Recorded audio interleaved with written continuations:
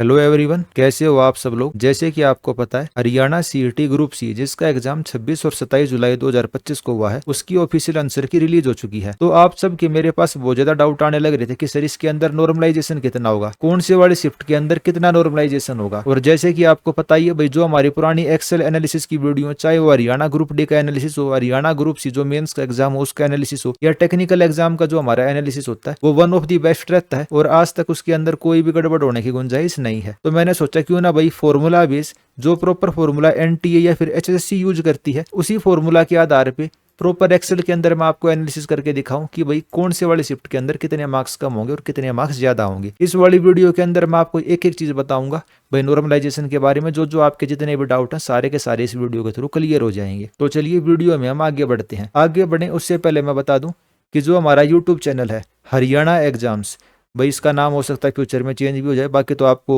जिस जहाँ से इस वीडियो को देखने लग रहे हो, या मेरा नाम सर्च कर लेना हर्ष दैया, तो जो भी यूट्यूब चैनल आपको दिखाई दे आप उसको ज्वाइन कर लेना और सब्सक्राइब कर लेना।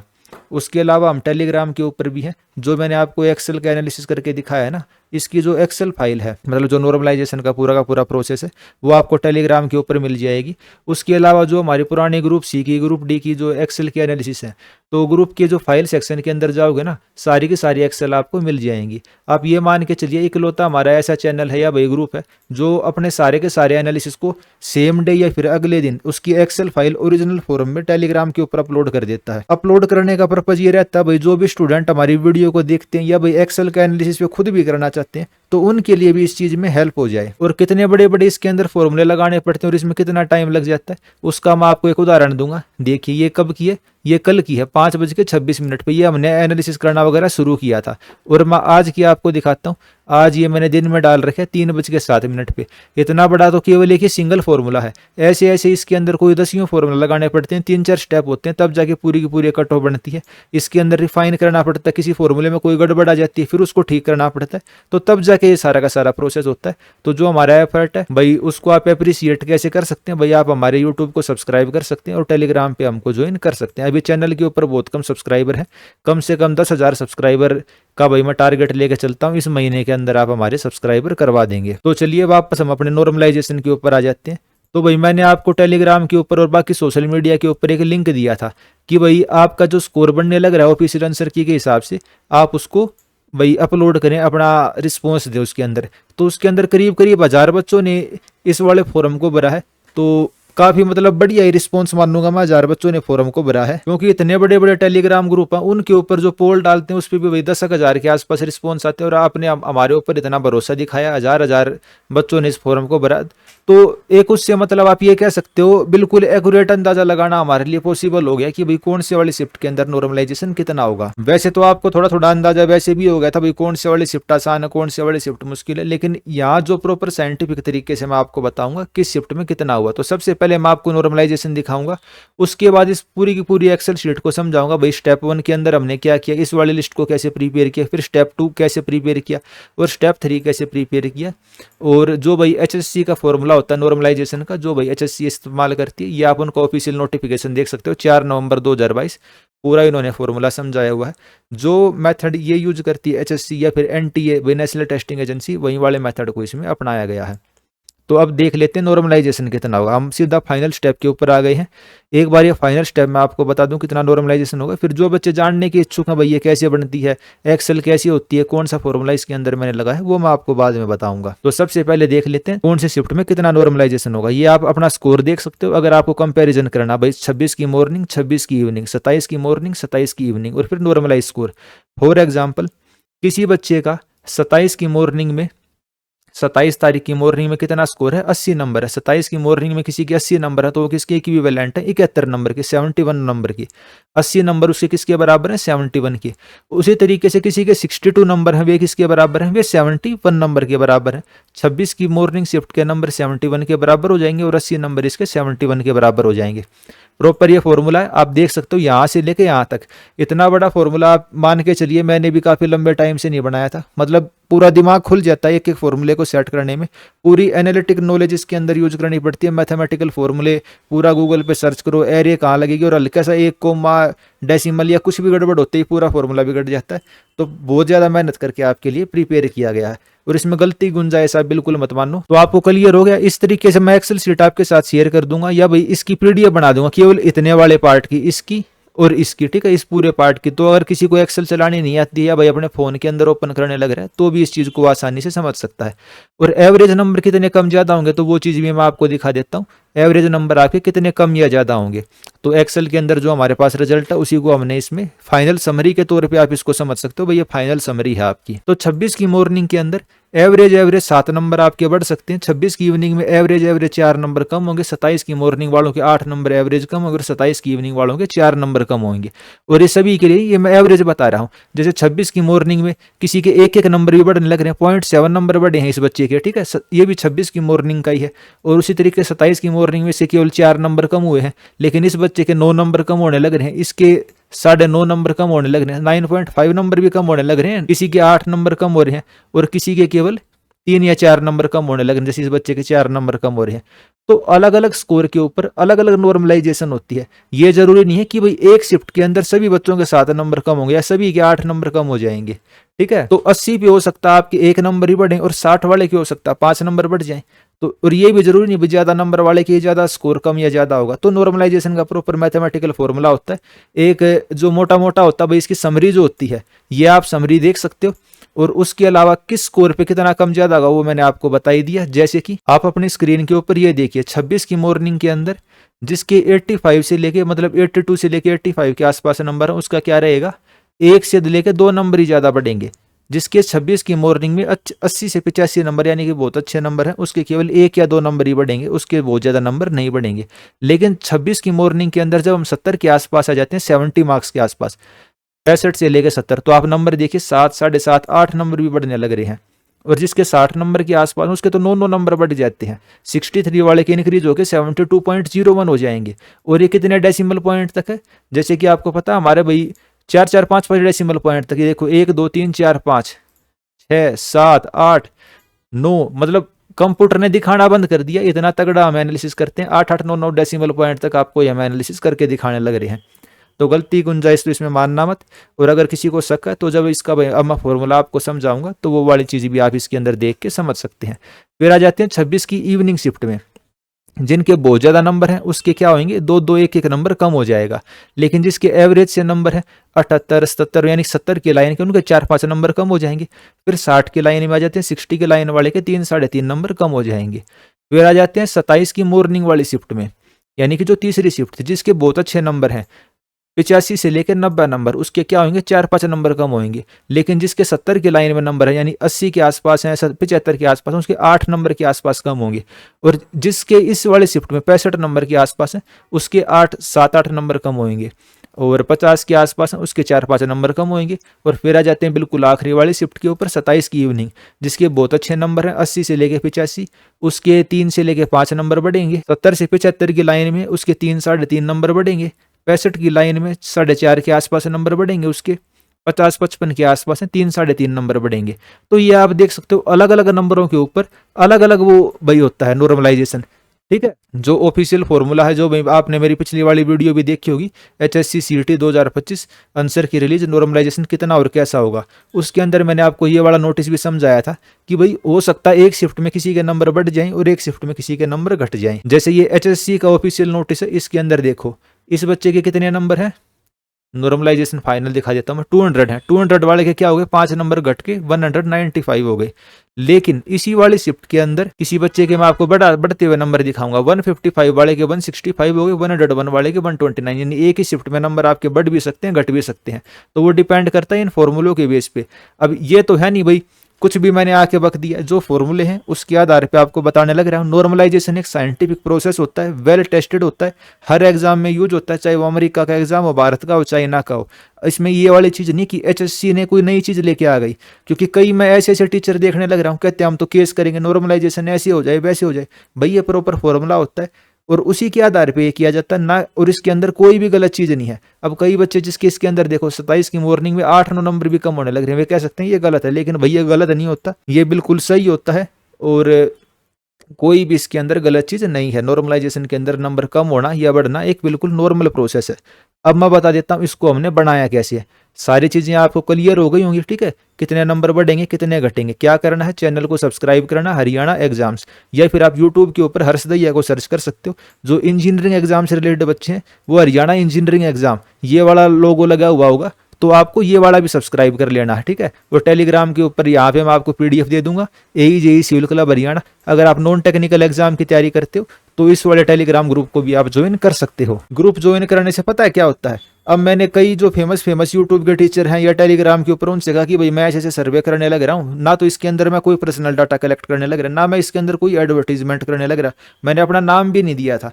मैंने कहा कि सर आप इसको शेयर कर दो, तो सभी ने मना कर दिया। तो भाई इस वजह से हमारे पास भी अगर सब्सक्राइबर होंगे या बच्चे जुड़े हुए होंगे तो कल को अगर हम कोई इनिशिएटिव लेते हैं तो सही ऑडियंस तक वो पहुंच सकता है, इस वजह से हम इसको कहते हैं। तो आपका काम क्या, चैनल को आप सब्सक्राइब करेंगे, शेयर करेंगे दोस्तों के साथ, और टेलीग्राम के ऊपर भी ज्वाइन करेंगे ताकि फ्यूचर में कोई ऐसे आपका लिए भाई एनालिसिस बनाए तो बिल्कुल एक्यूरेट वो बन पाए। तो ये तो बिल्कुल एक मतलब एक फॉर्मूला मैं आपको सिंपल सा ही दिखाने लग रहा हूँ। कितनी 1 2 3 4 5 6 7 8 9 10 लाइन का ये फॉर्मूला, कितना बड़ा फॉर्मूला, और इसके अंदर मतलब सोचने में पूरा दिमाग वो हो जाता है, एक एक चीज इसके अंदर सोचनी पड़ती है। भाई इससे ये डिवाइड होगा, इससे ये मल्टीप्लाई होगा, इसमें से ये स्मॉलेस्ट लेना है, ये लार्जेस्ट लेना है, यहाँ पे इफ लगना है, यहाँ लार्ज लगना है, यहाँ एरे के फॉर्मूले लगने हैं, यहाँ इस चीज के फॉर्मूले लगने हैं। तो प्रॉपर एनालिसिस के बेस पे होता है। तो हम वापस टॉपिक के ऊपर आ जाते हैं। भाई जिन बच्चों को नॉर्मलाइजेशन जानना था और भाई ये सारी चीजें जाननी थी उनका तो यहाँ पे भाई खत्म हो गई होगी वीडियो। अब जिनको समझना है ये निकलती कैसे है तो उनको मैं बता देता हूँ। एक्सेल इसके अंदर मैं आपको बिल्कुल बेसिक से नहीं सिखाने लग रहा, लेकिन जिनको थोड़ी बहुत भी एक्सेल आती है या नहीं भी आती तो उनको अंदाजा हो जाएगा। जो कैलकुलेटर होता है ना आपका, बस ऐसे मानो एक टेबल के फॉर्म में होता है एक्सेल, एक कैलकुलेटर है ये, लेकिन इसके अंदर बहुत हाई लेवल के फंक्शन और बाकी प्रोग्राम हम यूज कर सकते हैं। इसको मैं बताऊं उससे पहले मैं बता देता हूं मैं कौन से वाला वर्जन यूज करने लग रहा हूं एक्सेल का। मैं एक्सेल का 2024 वाला वर्जन यूज करने लग रहा हूं। मैं इस वीडियो को बनाते टाइम कौन से वाला वर्जन यूज कर रहा हूं, 2024 का। लेकिन अगर आपने मेरी पुरानी वीडियो देखी होगी भाई हरियाणा ग्रुप डी की, जैसे मैंने जिसमें कट ऑफ वगैरह बताई थी, इसके अंदर देखिए जो मेरी जैसे पुरानी वीडियो हरियाणा ग्रुप डी की बिल्कुल एक्यूरेट कट ऑफ वगैरह बताई थी, तो उसके अंदर मैंने एक्सेल कौन सा यूज किया था, 2016 वाला। तो ये बताना जरूरी है कि भाई आपका जो कंप्यूटर है या लैपटॉप है उसके अंदर एक्सेल का कौन से वाला वर्जन है। आपका इनमें से कोई बीच का वर्जन भी हो सकता है, और मेरे पास जैसे कि लेटेस्ट वाला वर्जन है, तो कुछ फंक्शन ऐसे हो सकते हैं जो अवेलेबल नहीं हो। जैसे जब मैं 2016 वाला एक्सेल चलाता था तो कुछ फंक्शन मिलते नहीं थे, तो मैं क्या करता था, गूगल के ऊपर सर्च कर लेता था। जो माइक्रोसॉफ्ट एक्सेल है ना वो वेबसाइट के ऊपर भी चल जाता है, या फिर गूगल की जो शीट होती हैं उनके थ्रू मैं इसको चला लेता था। फिर जो फंक्शन होता था भाई उसको कॉपी पेस्ट कर लेता था मैं, जो आंसर रिजल्ट आता था, और आगे का एनालिसिस मैं एक्सेल में कर लेता था। तो कुछ फंक्शन ऐसे हो सकते हैं जो आपके कंप्यूटर या लैपटॉप में अवेलेबल नहीं होंगे, तो उसका आप इस्तेमाल कैसे कर सकते हैं, या तो आप गूगल शीट का जरिए कर सकते हैं, किसके थ्रू, जो गूगल शीट होती है उसके थ्रू आप इस्तेमाल कर सकते हैं, या फिर माइक्रोसॉफ्ट एक्सेल जो वेबसाइट के थ्रू चलता है भाई लॉग इन करके आप चला सकते हो, उसके थ्रू भी आप इसको चला सकते हो। अब आ जाते हैं एनालिसिस पे। तो सबसे पहले मैंने आप बच्चों से क्या मंगवाए, फोरम के थ्रू रिस्पॉन्स मंगवाए। भाई आप मेरे को ये बताओ आपका स्कोर कितना है। तो 1000 के करीब बच्चों ने मेरे को ये बताया कि सर मेरे 72 नंबर है, मेरे 55 है, मेरे 78 है, मेरे 92 है। तो ढेर सारे बच्चों ने मेरे को ये चीजें बता दी, ठीक है। अपनी कैटेगरी भी बता दी, और एक मैंने आपसे यूनिक कोड भी मांगा था। तो इस वाले एक्सेल को तो मैं शेयर करूंगा सभी के साथ, इस वजह से मैंने उस चीज को हटा दिया है। और भाई ये टाइम हो गया जिस टाइम आपने बताया, और ये आपकी शिफ्ट हो गई। मैंने जो गूगल फोरम के अंदर पोल बनाया था आपको वो बताया था भाई आपकी शिफ्ट कौन सी है। तो मेरा पहला प्रोसेस स्टेप क्या है, मैं एचएससी का ऑफिशियल नोटिफिकेशन ओपन कर लेता हूँ। ये एचएससी का ऑफिशियल नोटिफिकेशन है। तो पहला प्रोसेस हमारा क्या रहेगा, पहला स्टेप रहेगा हमें परसेंटाइल स्कोर निकालना है। क्या निकालना है, परसेंटाइल। एक तो होता है परसेंटेज, परसेंटेज यानी कि 100 में से आपके कितने नंबर बनने लग रहे हैं, और एक होता है परसेंटाइल। ये परसेंटाइल क्या होता है कि भाई आप 100 बच्चों के अंदर कहाँ पे खड़े हो। अगर आपके 100 में से केवल 10 नंबर हैं, लेकिन किसी के भी 11 नंबर है ही नहीं, तो आपकी परसेंटाइल कितनी बनी, 100 परसेंटाइल बन गई आपकी। परसेंटाइल का 99 परसेंटाइल का मतलब क्या है कि आप केवल 1% बच्चों से पीछे हो। 90 परसेंटाइल का क्या मतलब है, केवल 10% बच्चे आपसे पीछे हैं। तो उसके लिए हमने क्या किया, इसके अंदर एक्सेल के अंदर फॉर्मूला लगा दिया। जैसे मैंने आपको बताया था, सिंपल ये एक कैलकुलेटर है। एक्सेल क्या है, एक तरीके का कैलकुलेटर है, और इसके अंदर हमें क्या लगाने पड़ते हैं, मैथमेटिकल फंक्शन लगाने पड़ते हैं।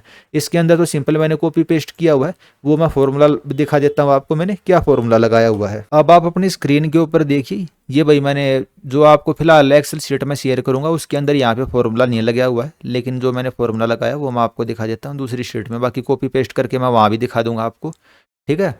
इसमें मैंने क्या फॉर्मूला लगाया, देखो एक तो हमारे पास शिफ्ट हो गई, 27 की शिफ्ट, 26 की शिफ्ट, 28 की शिफ्ट।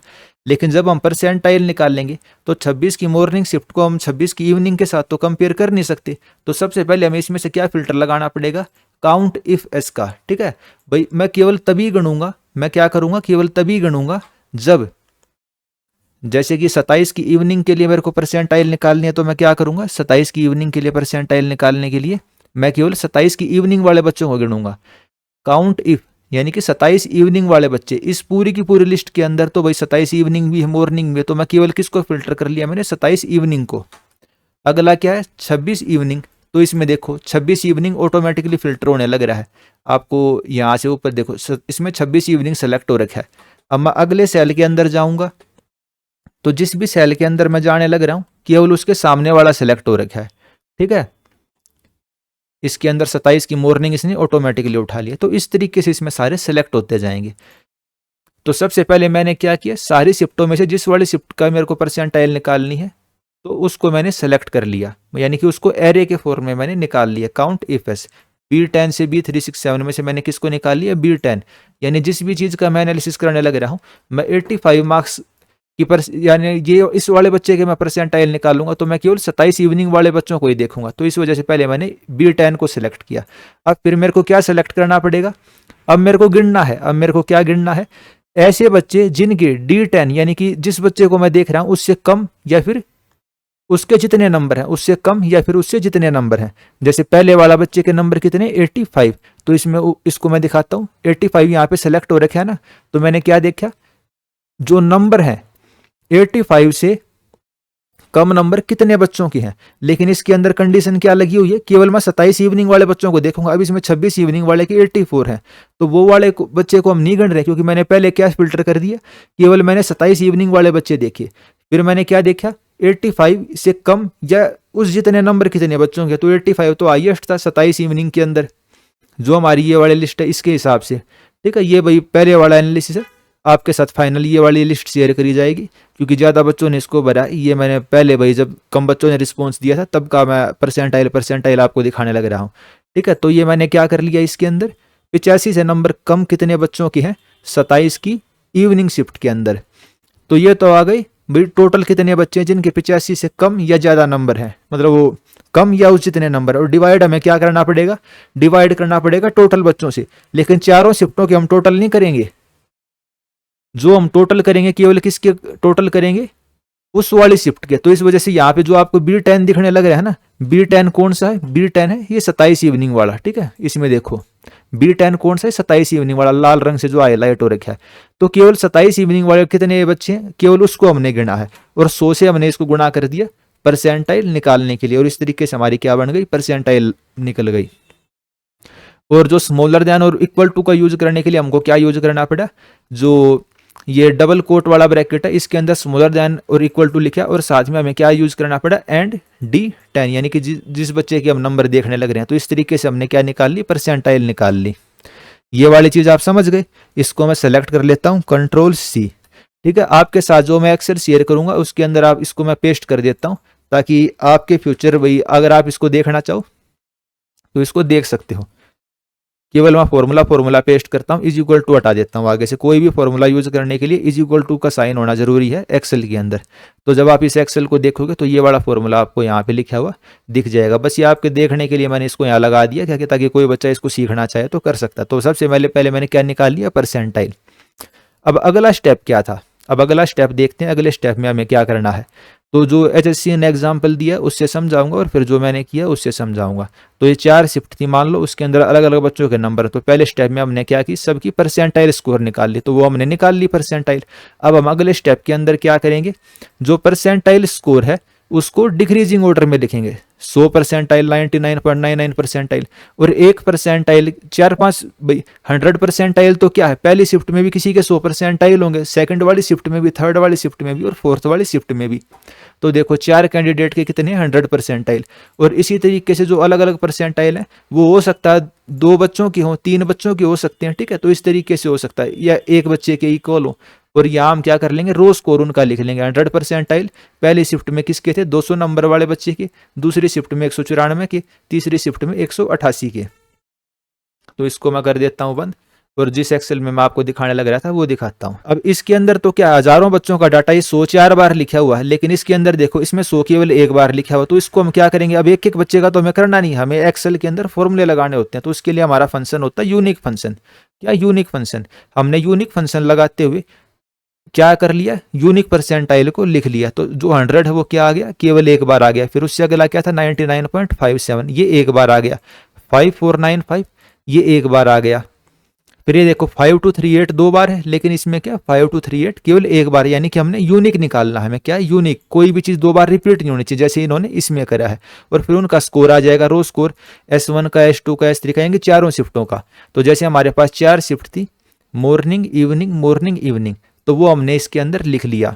ठीक है, 100 परसेंटाइल के कोरोस्पोंडेंस 99 पॉइंट, इसके कोरोस्पोंडेंस 99.55, इस वाले की कोरोस्पोंडेंस। तो ये हमारा क्या हो गया, पहला स्टेप हो गया। पहला तो क्या, इसको मैं जीरो वाला स्टेप ही मानूंगा। अब इस वाले प्रोसेस तक पहुंचने के लिए हमें इसके अंदर क्या करना पड़ेगा, एक बार फिल्टर और लगाना पड़ेगा। हमें क्या करना पड़ेगा, एक बार और फिल्टर लगाना पड़ेगा। वो हमें क्यों लगाना पड़ेगा, क्योंकि भाई इस वाले फॉर्मेट में लेके आने के लिए हमें इसके अंदर कैलकुलेशन करनी पड़ेगी। फिर हमने 26 मॉर्निंग के अंदर मैंने क्या फिल्टर लगाया, भाई जो सारी की सारी शिफ्ट है उसके अंदर मैं किसको सर्च करूंगा, G28 को, यानी कि केवल मॉर्निंग शिफ्ट वालों को मैंने सेलेक्ट किया। और फिर मॉर्निंग शिफ्ट वाले के अंदर जो परसेंटाइल है इसके कोरोस्पोंडेंस वो हमने लिख ली यहाँ पे। ठीक है, तो 100 परसेंटाइल तो रहनी रहनी है। ये देखो 26 मॉर्निंग 100, तो 26 के नीचे 100 आ गया। 27 मॉर्निंग 100, तो 27 मॉर्निंग के नीचे क्या आ गया, 100 लिखा हुआ आ गया। 26 इवनिंग के अंदर 100 है, तो 27 इवनिंग के, ये 26 इवनिंग के नीचे 100 आ गया। तीसरे नंबर पे क्या था, 26 इवनिंग। इसी तरीके से सभी आ जाएंगे। जैसे इसमें देखो 26 मॉर्निंग के सामने कितना परसेंटाइल है, 97.61, तो 97.61 ये मैं ऐसा इसलिए कर रहा हूं ताकि इस वाले फॉर्मेट में इसको कन्वर्ट कर सकूं, क्योंकि हमारे पास तो फॉर्मेट ये बनाया नहीं है ना, हमें तो सारा फॉर्मेट बनाना, हमारे पास तो रो डाटा है। फिर उसको एनालिसिस करने के लिए हमें इस वाले फॉर्मेट में बनाना पड़ा, और इसको फिर हम क्या करेंगे, रो स्कोर के अंदर कन्वर्ट करेंगे। अब मेरे को ये पता है भाई 100 परसेंटाइल है, यूनिक परसेंटाइल लिख ली। 100 परसेंटाइल 26 मॉर्निंग में किस, मतलब 100 परसेंटाइल वाले बच्चे के कितने नंबर थे, 85 थे। लेकिन वो एक एक बच्चे के तो मैं लिखूंगा नहीं, तो इसके अंदर मेरे को फिर से फॉर्मूला लगाना पड़ा। क्या फॉर्मूला लगाना पड़ा, इफ एन ए, अगर भाई ब्लैंक वैल्यू नहीं है, अगर ब्लैंक वैल्यू नहीं है 26 मॉर्निंग के अंदर, और हमें क्या सर्च करना है, 100 परसेंटाइल। हमें अब सर्च क्या करना है, 100 परसेंटाइल, फिर 99.57 परसेंटाइल, फिर इस वाले परसेंटाइल को सर्च करेंगे। तो 100 परसेंटाइल मैंने सर्च करा, और मैं कौन से वाली वैल्यू दूंगा, फिर इसके अंदर मैंने वी लुक का अप का फंक्शन भी लगाया। वी लुक अप मैंने क्यों लगाया, क्योंकि 100 परसेंटाइल वाले बच्चे के कितने नंबर हैं, 85 नंबर, वो हमें कौन देगा, वी लुक अप देगा। और इसमें हर बार हमें वैल्यू मिलेगी। और मान लो 26 की मॉर्निंग के अंदर 99.57 वाला परसेंटाइल नहीं है, तो मेरे रिटर्न होके क्या आ जाएगा, 0 रिटर्न हो जाएगा। जैसे इसके अंदर देखिए भाई 100 परसेंटाइल वाले के 200, लेकिन 99.999 ये सेकंड शिफ्ट में और फोर्थ शिफ्ट के अंदर था, तो यहाँ पे क्या आ गया, ब्लैंक आ गया। तो उसी तरीके से हमारे में ब्लैंक की जगह हमने क्या लिख दिया, 0 लिख दिया। तो एनालिसिस करने के लिए मैंने 0 लिखा, ताकि आगे मैं एनालिसिस करके दिखाऊंगा तो मेरे को आसानी हो जाएगी। तो 26 की मॉर्निंग शिफ्ट में 99.5238 परसेंटाइल था, तो उसके लिए क्या आ गया, 84 आ गया। इसके अंदर ये 99.49 था, तो 86 आ गया। बाकी के अंदर ब्लैंक आ जाएगा। भाई उस वाले शिफ्ट के अंदर वो वाला परसेंटाइल नहीं है, तो क्या आ जाएगा, ब्लैंक आ जाएगा। तो इस तरीके से जितने भाई ये परसेंटाइल स्कोर था, उस इतने परसेंटाइल वाले बच्चे के कितना स्कोर है, रो स्कोर, वो हमने इसके अंदर एक्सेल में प्लॉट कर लिया। ये हमारा क्या था, सेकंड स्टेप था। ये हमारा क्या था, सेकंड स्टेप, जैसे इसके अंदर इन्होंने प्लॉट किया है। थर्ड स्टेप हमारा क्या है, जो खाली है इसके अंदर, जहाँ पे जो 0 लिखा है वहाँ में क्या करना पड़ेगा, इंटरपोलेशन करना पड़ेगा, लीनियर इंटरपोलेशन। तो ये वाला फॉर्मूला हमको लगाना पड़ता है लीनियर इंटरपोलेशन का। और इस वाले फॉर्मूले को लगाने के बाद जो खाली थी उसके अंदर देखो, खाली की जगह एक वैल्यू आ गई ना, एक वैल्यू आ गई ना सभी के अंदर। तो उसी तरीके से फिर जब मैंने स्टेप नंबर 3 के अंदर लीनियर इंटरपोलेशन लगाया, तो जो भी खाली था, जहाँ पे भी 0 लिखा हुआ था, भाई 85 के बाद 0 था, लेकिन इसमें देखो 85 के बाद क्या आ गया, 84.1। ये मैंने यहाँ पे इतना बड़ा फॉर्मूला लगाया हुआ है, जो आपको दिखाया था भाई अभी टेलीग्राम के ऊपर, कि भाई देखो इतना बड़ा फॉर्मूला लगाना पड़ा है मेरे को। तो ये तो और ज़्यादा बड़ा फॉर्मूला था, लेकिन इसके अंदर भी गड़बड़ आने लग रही थी। तो फिर मैंने कुछ और जुगाड़ निकाला, इसका सर्च करता गया, इसमें रिसर्च करता गया। इसमें मतलब माइंड का बहुत तगड़ा यूज करना पड़ता है। ऐसा होगा तो वो, ऐसा होगा तो वो, ये वाला फंक्शन लगा दूंगा तो क्या होगा, वो वाला फंक्शन लगा दूंगा तो क्या होगा। तो फिर आखिरी में जो भाई काफी बड़ा फंक्शन था उसकी जगह छोटा सा फंक्शन जो ये स्मॉल वाला दिखने लग रहा है ना, उससे फिर मैंने इसको सेट कर लिया। और फाइनली भाई जो ये है इंटरपोलेशन के बाद इस तरीके से हमारा नॉर्मलाइजेशन का फाइनली आ गया। फिर हमें क्या निकालना रहता है, नॉर्मलाइजेशन का स्कोर, जो हमारा स्टेप नंबर 4 है। स्टेप नंबर 4 में हम क्या निकाल लेंगे, नॉर्मलाइज स्कोर। जो नॉर्मलाइज स्कोर होता है उसको निकाल लेंगे। जो हमने यहाँ पे इंटरपोलेट करके वैल्यू निकालनी है उसका हम क्या करते हैं, यहाँ पे एवरेज करते हैं। तो यहाँ मैंने उसका एवरेज कर दिया और ये हमारा क्या आ गया, नॉर्मलाइज स्कोर आ गया। तो इसी के बारे में हम इस वीडियो के अंदर देखने लग रहे थे। फिर मैंने ऐसे बता दिया भाई 26 की मॉर्निंग के अंदर भाई एवरेज नंबर कितने कम ज़्यादा होने लग रहे हैं हर परसेंटाइल के कोरस्पोंडेंस भाई 88 परसेंटाइल। अच्छा ये तो नॉर्मलाइज स्कोर है। जो परसेंटाइल के हिसाब से 100 परसेंटाइल वाले के 99.55 परसेंटाइल के हर शिफ्ट के अंदर, तो वो हमारे पास डाटा आ गया। और फिर उसका हमने क्या कर दिया, एवरेज कर दिया। उसका हमने क्या कर दिया, आखिरी में एवरेज कर दिया, ये बताने के लिए एवरेज कितने नंबर हमारे कम या ज़्यादा होने लग रहे हैं। ठीक है, चीजें आपको आ गई समझ में। अब ये जो बड़ा सा फॉर्मूला 26 मॉर्निंग का 26 इवनिंग का, ये वाला हो सकता नहीं आया होगा समझ में। इसमें मैंने क्या क्या यूज किया है तो समझाना थोड़ा मुश्किल है, लेकिन यूज क्या क्या किया है वो मैं आपको बता देता हूँ, ताकि अगर आपको फ्यूचर में यूज करना पड़े तो आपको थोड़ी सी आसानी हो जाए। तो इसको मैं जूम कर लेता हूँ ताकि आपको थोड़ी चीजें क्लियर हो जाए। तो अब मेरे को क्या करना था भाई, 85 तो है, जहां पे भी 85 है या नंबर हमारे पास, जहां पे ये 90 है, 92 है, 85 है, 90, वहां तो सेम टू सेम रिटर्न करना है। तो मैंने क्या यूज कर लिया, सबसे पहले मैंने यूज किया इफ। सबसे पहले मैंने क्या यूज किया, इफ यहाँ पे 85, यानी कि यहाँ पे अगर 0 से बड़ी कोई भी डिजिट है तो हमारे पास क्या आंसर आ जाएगा, 85 ही आ जाएगा। जैसे यहाँ 84 है तो 84 आ जाएगा, 86 है तो 86 आ जाएगा। हमें तो जहाँ पे 00 लिखा हुआ वहां पे बताना क्या आएगा, हमें तो क्या बताना, जहाँ पे 00 लिखा हुआ है वहां पे क्या आएगा। तो उसके लिए फिर हमने क्या करना पड़ा, अगला इसके अंदर जो भी मैंने लिखा हुआ वो यूज किया। फिर क्या है, कोमा, भाई अगर ट्रू होती है तो ये हो जाएगी। अब फिर इसके अंदर कौन सी कंडीशन शुरू हो जाती है, वैल्यू इफ फॉल्स। अगर यहाँ पे 0 से बड़ी कोई डिजिट नहीं है, जैसे यहाँ पे 0 से बड़ी कोई डिजिट नहीं है ना, यहाँ पे 0 है, तब क्या होगा, तब हमें क्या देखना पड़ेगा, लार्ज N31 से N40, 1, यानी कि इससे जो नीचे वाले सेल हैं, नीचे वाले भाई 10-15 जो भी सेल हैं भाई, वो तो मैं रैंडमली भाई हमें फॉर्मूला क्या होता है, इससे नीचे वाला जो सबसे बड़ी डिजिट होती है, इससे नीचे सबसे बड़ी डिजिट क्या है, 84, और इससे ऊपर सबसे छोटी डिजिट कौन सी, 85। तो लार्ज मैंने यूज कर लिया N31 से लेके N40, यानी इसके नीचे जो करीब करीब 10 सेल हैं उसमें से जो सबसे बड़े वाले डिजिट है वो मैंने निकाल ली, वो क्या आ गई हमारी 84। और फिर हमें क्या निकालना था, VLOOKUP फंक्शन का यूज करके 84 के सामने जो परसेंटाइल स्कोर था वो हमें बताना था। 84 के सामने परसेंटाइल कितना था, 99.999 जो भी है वो हमें बताना था इसके अंदर। ठीक है, तो उसके लिए फिर आगे मैंने VLOOKUP का फंक्शन लगाया और ऊपर वाले जो डिजिट है 85, 26, इसके अंदर स्मॉलेस्ट कौन सा वो बताना था। लेकिन उसके अंदर दिक्कत क्या आने लग रही थी वो मैं दिक्कत बताता हूँ। अब इसके अंदर देखो, जो सबसे बड़ी डिजिट है वो तो आप बता दोगे भाई 82 सबसे बड़ी डिजिट है, लेकिन ऊपर वाले जो अंक है उसमें सबसे छोटी डिजिट कौन सी है, तो आप कहोगे सर 84 है। लेकिन कंप्यूटर ऐसे काम नहीं करता ना, कंप्यूटर तो 0 को पढ़ेगा। कंप्यूटर क्या कहेगा जी सबसे छोटी डिजिट 0 है, तो हमारा फॉर्मूला तो गलत हो जाएगा। तो हमें इसके अंदर फिर से इफ लगाना पड़ा। तो हमने कौन सा फंक्शन यूज करा, स्मॉल इफ। स्मॉल के अंदर हमें इफ लगाना पड़ा। इफ इसमें से जो है हम किसको देखेंगे, 0 से बड़े वाले एरे को। इस वाले पूरी टेबल को मैंने सिलेक्ट करा और फिर क्या लगा दिया, इफ N16 से लेके N34 ग्रेटर देन 0। अगर ये ग्रेटर देन 0 है तो क्या रिटर्न करेगा, N16 से लेके N34, यानी कि ग्रेटर देन 0 वाली जो वैल्यू है केवल उसी को रिटर्न करेगा ये। जहां पे 0 से छोटी वैल्यू है, मतलब 0 के इक्वल या 0 से छोटी वैल्यू है, उसको वो रिटर्न नहीं करेगा, 0 से बड़ी वैल्यू को रिटर्न करेगा। तो इसको वो पढ़ेगा नहीं, 0 को नहीं पढ़ेगा, इस वाले 0 को नहीं पढ़ेगा। वो हमें क्या देगा, 85 और 84। अब इसमें से सबसे छोटी कौन सी, 84।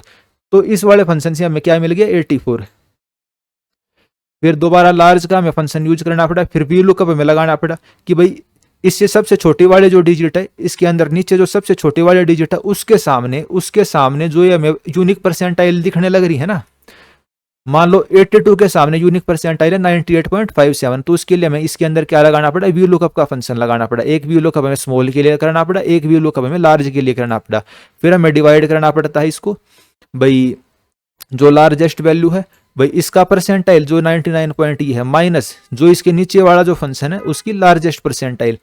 और फिर उसको डिवाइड करके मल्टीप्लाई करके जो भी है ये फिर हमारा आ गया 83.1। और ये भाई जितने भी डेसिमल पॉइंट तक आप इसको देखना चाहो उतने डेसिमल पॉइंट तक आप इसको देख सकते हो। ये तो भाई कैलकुलेटर ने करा है, एक्सेल ने करा है, ठीक है। तो मेरे हिसाब से भाई जो नॉर्मलाइजेशन कैसे होता है वो मैं समझाने में कामयाब हुआ हूँ। बाकी थोड़ा चीज मुश्किल थी, थोड़ा फिर भी मतलब एक अंदाजा सा तो मैंने दे ही दिया। और फॉर्मूला ये आप देख सकते हो जो आखिरी में भाई इंटरपोलेशन के लिए x1 plus x2 minus x1 divide by p2 minus p1 multiply by p minus p1। इसी के लिए यहाँ पे जो जैद करी है यहाँ पे, तो ये इसी वाले फॉर्मूले के लिए करी है। x1 क्या हो गया भाई, x1 हो गया छोटे वाला, यानी कि मान लो मेरे को यहाँ पे बताना है क्या, तो x1 क्या है, इससे नीचे वाली सबसे बड़ा अंक 192, और x2 क्या है, इससे ऊपर सबसे छोटा अंक यानी कि 200। मान लो यहाँ पे बताना ठीक है, जहाँ पे मेरा कर्सर है। तो इससे सबसे छोटा, इससे नीचे वाले लाइन में सबसे बड़ा कौन सा 88, और इससे ऊपर वाले लाइन में सबसे छोटा कौन सा 180। और फिर 180 के सामने परसेंटाइल देखिए और 88 के सामने परसेंटाइल देखिए। और उस चीज़ को सेट करने के लिए फिर इसको ये बनाना पड़ा, और इसको सेट करने में सबसे ज़्यादा टाइम लगा। जो भाई आप ये देख सकते हो अलग अलग, भाई मैंने आपको शेयर करा, भाई टाइम बहुत ज़्यादा लगने लग रहा है, तो इसी को बनाने में वो टाइम ज़्यादा लगता है। बाकी तो क्या है, एक्सेल एक बार फॉर्मूला बन गया, मैंने आपको समझा दिया, आपको हो गया ये तो बहुत आसान है। लेकिन इस चीज़ को स्टार्टिंग में बनाना, भाई कहाँ पे इफ एल्स लगेगा, कहाँ पे वी लुकअप लगाना, कहाँ लार्ज लगेगा, कहाँ स्मॉल, कौन सा ऑपरेटर कहाँ पे लगेगा, वो दिमाग मतलब बिल्कुल बहुत ज़्यादा यूज करना पड़ जाता है, दिमाग खराब हो जाता है, लेकिन मज़ा भी आता है, ठीक है। तभी मैं इसको बार बार करता हूँ और तभी वीडियो के फॉर्म में आपके साथ शेयर करता हूँ। और जो कट ऑफ की वीडियो होती हैं, एक्सेल की वीडियो होती हैं, और बहुत ज़्यादा आप वो पसंद भी करते हो, ठीक है। तो भाई आपको क्या करना है, सारी चीज़ें समझ में आ गई होंगी तो इसको अपने दोस्तों के साथ आप शेयर कर सकते हो, चैनल को सब्सक्राइब कर सकते हो। और मेरे देखते देखते चैनल पे कितने सब्सक्राइबर हो गए हैं, 999। हरियाणा एग्जाम्स वाले पे कितने हो गए, 999। तो जब आप देख रहे होगे 1000 तो हो ही गए होगे। तो भाई आपको पहले ही मैं थैंक यू कह देता हूँ 1000 सब्सक्राइबर के लिए। लेकिन 1000 से काम नहीं चलेगा, 10,000 सब्सक्राइबर आपको करवाने हैं। अपने दोस्तों की, अपने भाई बहनों का फ़ोन लेके आप इसको सब्सक्राइब करें, कैसे भी करें। तो 10,000 सब्सक्राइबर का हम टारगेट रखते हैं अगले महीने तक, अगले महीने यानी कि जो हमारा अगस्त का महीना है उसके अंदर तक। तो जो इसकी एक्सेल सीट है ये मैं आपको टेलीग्राम के ऊपर शेयर कर दूंगा, थोड़े टाइम बाद शेयर करूंगा, तुरंत शेयर नहीं करूंगा इसको। और इसकी पीडीएफ भी मैं आपको शेयर करूंगा ताकि आप ये देख सको कि भाई 83 वाले के 26 की मॉर्निंग में 83 वाले के 83.82 हो जाएंगे, 89 वाले के भाई 27 मॉर्निंग में जिसके 89 थे उसके 83 हो जाएंगे, बस 5 नंबर उसके घट गए। यानी कौन सी शिफ्ट में किसके कितने नंबर घटने लग रहे हैं, तो वो वाला पूरा का पूरा जो एनालिसिस है वो आप देख सकते हो। और मैंने आपको बता भी दिया है। तो इस वीडियो में हम इतना ही रखते हैं। मेरे से आपको वीडियो भाई कैसी लगी वो आप बता सकते हो, हमारे जो एफर्ट मेहनत लगी है उसको अप्रिशिएट कर सकते हो। कोई और आपका डाउट रह जाता है तो वो आप पूछ सकते हो। अच्छा, एक कट ऑफ की बात ध्यान रख लेना भाई, हमें ये तो पता ही नहीं सीट कितनी है, तो जो कट ऑफ बताएंगे ना हम अंदाजा न बता सकते हैं। लेकिन जैसे मैंने इसमें 3-3 डिजिट तक आपको एक्यूरेट नॉर्मलाइजेशन बता दिया, उस तरीके से मैं आपको नॉर्मलाइजेशन के तरीके से कट ऑफ नहीं बता सकता, क्योंकि ना हमें पता कितनी सीट है। और अगर मैं किसी से पूछूं भाई आप बच्चे लोग हो, आपको तो यही पता है ना कि भाई मेरा रो स्कोर इसका 72 है, 65 है, 55 है, आपको ये थोड़ी ना पता है मेरे 10 नंबर कम होने वाले हैं या मेरे 5 नंबर, इसके देखो 9 नंबर बढ़ गए और इसके 8 नंबर कम हो गए। तो आपको ये चीज़ नहीं पता, तो कट ऑफ निकालना भी बहुत ज़्यादा मुश्किल है। जो आप कट ऑफ वगैरह देखने लगे वो ज़्यादातर फर्जी ही होती है। और कल को अगर मैं कट ऑफ की वीडियो लेके आता हूँ आपके लिए तो वो वाली वीडियो भी फर्जी ही रहेगी। कोई मैं ये क्लेम नहीं करूँगा कि आप बिल्कुल एक्यूरेट बताने लग रहा हूँ, ठीक है, क्योंकि बिल्कुल एक्यूरेट पता ही नहीं जा सकती। तो इस वीडियो में इतना ही रखते हैं और मेरी तरफ से आपके आने वाले एग्जाम्स के लिए बेस्ट ऑफ लक। ये वीडियो अच्छी लगी हो तो इसको शेयर करना, सब्सक्राइब करना। और भाई अगर किसी के अभी नॉर्मलाइजेशन में कम होने लग रहे हैं तो बुरा मत मानना, फॉर्मूले के हिसाब से बताई है मैंने, कोई मेरा आपसे निजी दुश्मनी या वो द्वेष वाली भावना नहीं है। तो इस वीडियो में इतना ही रखते हैं। आप सब्सक्राइब करना, टेलीग्राम पर भी हमको ज्वाइन कर सकते हैं और यूट्यूब के ऊपर भी हमको ज्वाइन कर सकते हैं। इस वीडियो में इतना ही, धन्यवाद, थैंक यू।